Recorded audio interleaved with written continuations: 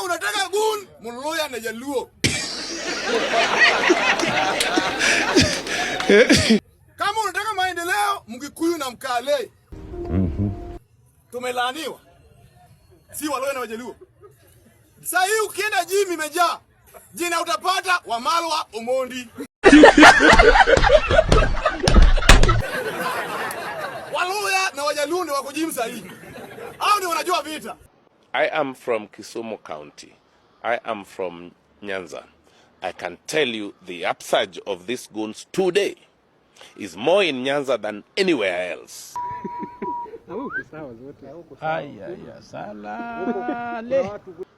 Why? Because the political leaders of Luoland now compete for these goons. Wakale wako kazi kwa kampuni. Hiyo ni kweli. Wakikuyu wako kazi kwa kampuni. Mjaluo na amebeba chuma hadi hii imepasuka, unaona hivi.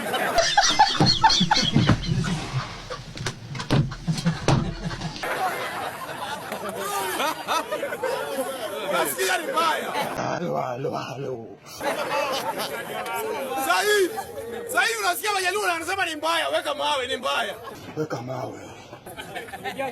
Bwana tuwaje kutumiwa.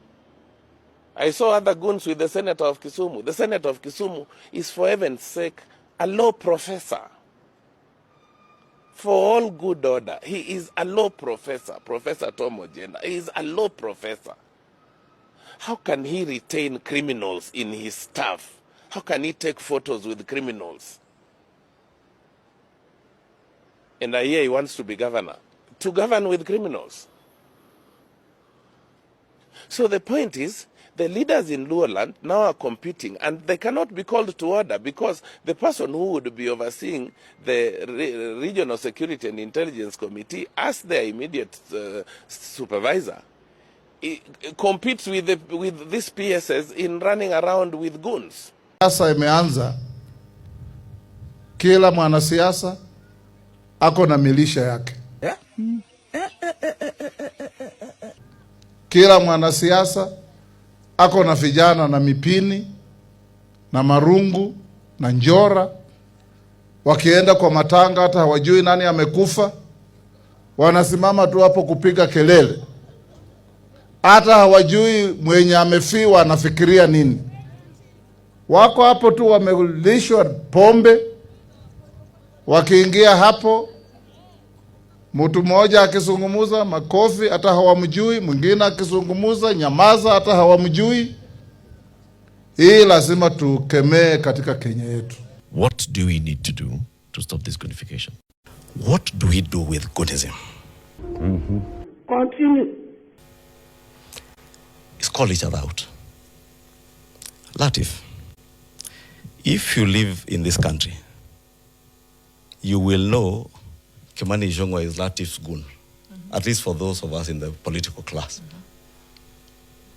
We know each other, we know who supports which gang, but they also the just growth of gangs, criminal gangs, and I must say especially in cities and major towns around the country. As a consequence of what has been a problem that we have built over the years, unemployment. Kenya is officially a goons country. What does it take to be a goon? One thing, you must be jobless, you must be energetic, you must have some street influence, you must know a politician, you must be a person with no soul, a person with no empathy, and a person who doesn't care about tomorrow. And probably you don't have a skill other than street battles. If you fit that profile, you'll be hired very fast for peanuts, real money, because they don't want to pay you a lot of money so they can make you dependent, because they want to use you over and over again. That has permeated in society and allowed the growth of criminal gangs. Then the political class then uses that to use those criminal gangs now for political purposes, the Goonism you're talking about. Majama, mimi amenibulanda. Isa ni observation yangu, alafu venye ni canalize, alafu sasa nikamoniaje, wacha nikamnibanje. Nimeanza ku notice ni kama magunsu wengi siku hizi nikawa kwa pro government. Magoons siku hizi wengi ni kama tu ni watu wenye wana support nini? Gavana wako kwa gava.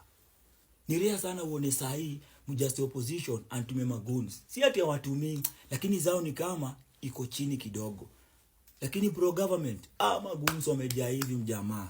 Mimi naomba ni bulanda ama ni mimi peke yangu. We, magoons, wacheni ni wachanue.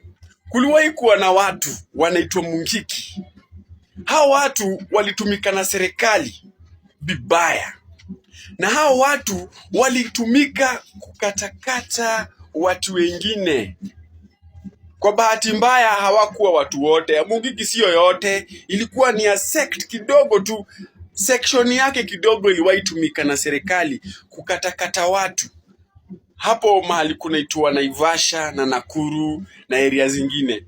Then after serikali kuwatumia, hiyo ni 2007, after serikali kuwatumia, ikashindwa tafanya nao nini, ikawaachanisha. Wakaingia kwa vijiji. Kuingia kwa vijiji wakaanza kuterrorize because hawana kitu cha kufanya. Si because walikuwa watu wabaya. Ni kwa sababu walitumika vibaya. Na walipoingia kwa kijiji hawakuwa na kitu cha kufanya. So with the time serikali ikakuja ikawageuka because watu walianza kulia na hawa wanatusumbua. Serikali ikawageuka. Ikaweka mtu anaitwa John Michuki. Na John Michuki hakurudi nyuma.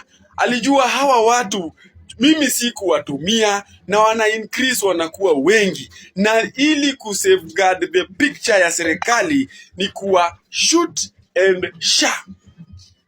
Kuwa na live. And that is how Mungiki ilikuja ika reduce in numbers. Haijaisha, but ili reduce in numbers na ikakuwa silenced. Wacheni waambie magoons. Hata nyinyi mnafaa kutumia akili. Serikali inawatumia sahi, kama ni serikali inawatumia. Mnatumika sahi. Kutafika wakati, once huyu mtu amechukua uongozi tena, mtarudiwa. This time, mtakuwa na order moja. Mtapewa, order moja itapeanwa. Ya shoot and shh. Na nyinyi, hakuna mtu atawatetea. Because the internet never forgets. Toko tunasikia tu, so and so alipigwa na akash. That is what is going to happen. Trust you me. Serikali, you don't go to bed with. Now, there are a few things I want to talk about with regards to the current situation here in Kenya. Number one, Goonism.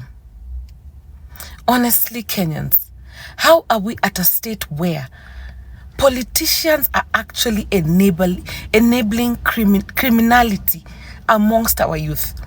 Instead of working so hard to create an enabling environment for youth to be able to earn a living out of doing genuine and criminal activities, you're opting to recruit people to become thugs, to become murderers, to become looters, to destroy people's businesses, to destroy people's property like cars, as they're minding their own business, driving around, doing what they need to do. Kenyans, I have a question I need to ask you. Honestly speaking, have you ever seen a politician's child being used to be a goon?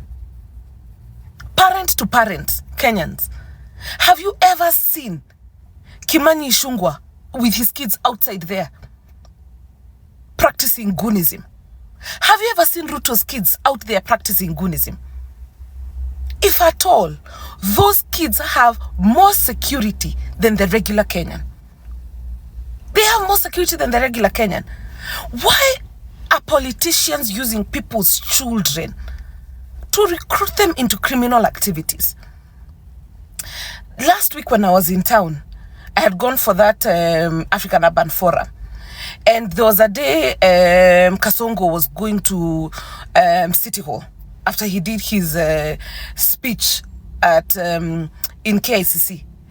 And as I was crisscrossing to try and get to KICC, the amount of weed I was smelling amongst all those guys who had been recruited, the young guys who had been paid to come and make noise. Then as I'm entering KICC, I'm seeing cops with tear gas. So I'm like, Kenyans, you're being paid small money to come cheer the president, But police have been instructed, as soon as the president leaves, lobby tear gas to disperse the crowd. What math is that? Kenyans, how are you allowing yourselves to be put in danger?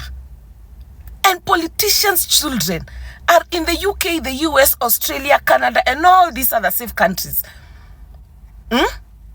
They drive around here with police escorts, with NIS, with all these security agencies. But they want to use your children to turn them into criminals because they have decided to destroy the economy completely so that they can control you. Because the white man said, the Englishman said, he who feeds you controls you. He who feeds you controls you. Another thing I want to ask you, let's run these numbers a little bit. They come and they give you 10,000 shillings for one day so that you can praise them, give the insinuation that, their numbers, these clowns, they're clowns actually, and I'm not apologetic about it, have numbers, to try and confuse, because, this politics it's a psychological mind game, right? This person is giving you 10,000, but they're stealing 10 billion. Now, let me ask you, who's at a loss between you and them? Who is at a loss between you and them? Why are you allowing yourselves to be misused like this? Wamama, parent to parent. Because again, when Kasongo was going to City Hall, the number of women and mothers I saw there, I was like, what is going... Have you guys forgotten what he did to your children in June 25th, 2024 and June 25th, 2025 and all those other maandamanos? Did they think twice when they were shooting at you people?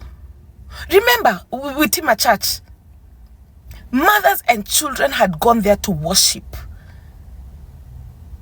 And police are being used to, live bullets at mothers and children in a church.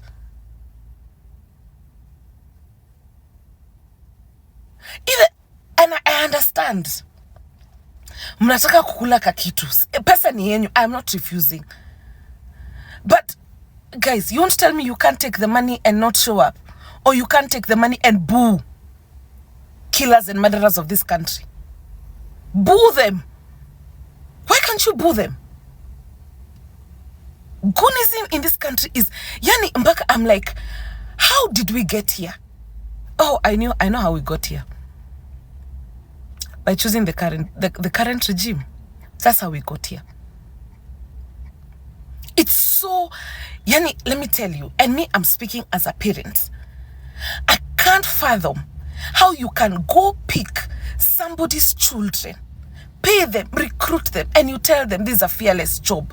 We need you to stab people. We need you to murder people. Those people who have been recorded have not been arrested. Surely. What are we doing in this country? How is it that Kenyans put you in power? They're asking for accountability. And then you opt to shoot live bullets at them. I mean, so you've stolen, you've not even ojatosheka na kuiba, you have decided sasa wacha tuwaue. This Goonism thing is so painful because I'm like, how are you misusing people's children like this? Why can't you create an enabling environment for these young people? Because these people are hardworking. It's the system that has failed them. And you as an individual who is taking money to go stab people in the streets of Nairobi because they want to attend a rally. Akili yako iko sawa? How would you feel if another goon comes and stabs your mother? Or another goon comes and stabs your sibling? Or your father? Or your children? Another thing, Politicians have this very bad habit of telling Kenyans, usiweke siasa kwa roho. They always say, siasa is not personal. Yeah, it's not personal for the politicians. You know why? They're in business. But guess what, Kenyans? It's personal to us. Killing Denzel Omondi is personal. Killing Albert Ojwang is personal. Killing Rex Masai is personal. All those youth who are injured, who are fighting for their lives in Kenyatta National Hospital, it is personal. It's personal.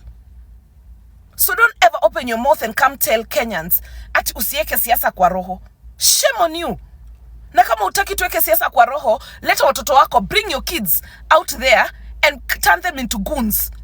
And then we'll meet them out there, we the people of Kenya, we'll meet them out there, and then we'll see. We'll see how personal it gets. Or we'll see how personal it's not. TikTok algorithm, I'm begging you, please.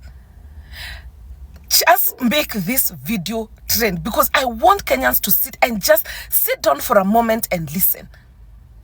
These politicians are gambling with your future. The other day you are tear gassing old men. Old men. Old men. You are tear gassing them. You're not even afraid of a curse in your life. And then you tell us to respect you. Respect what? Respect what? Anyway, Kenyans, please, my time is up. Please register as a voter.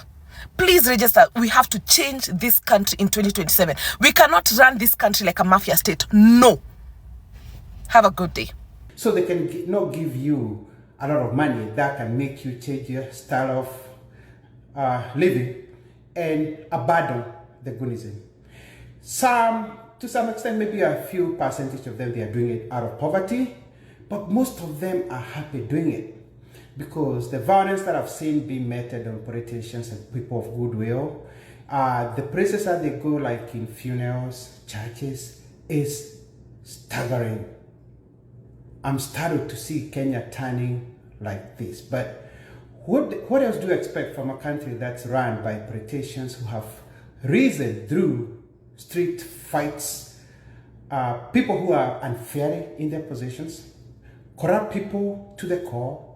They corrupted their way to the leadership, and now you expect them to show decorum and to show good business, to run things the way we formerly know them. Ain't gonna happen.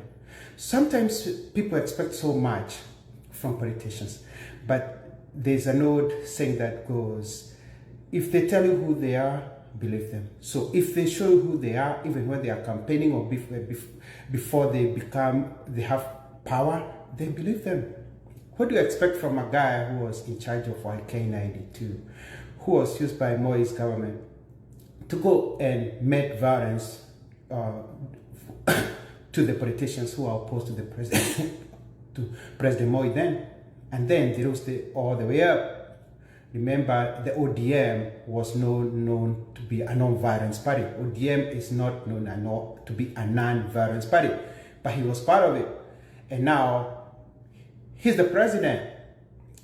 You think he can be able to stop that? You think violence has not favored him over the years?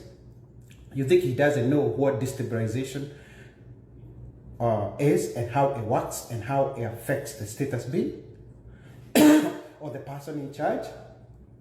So, character is built over time, but you cannot change it overnight.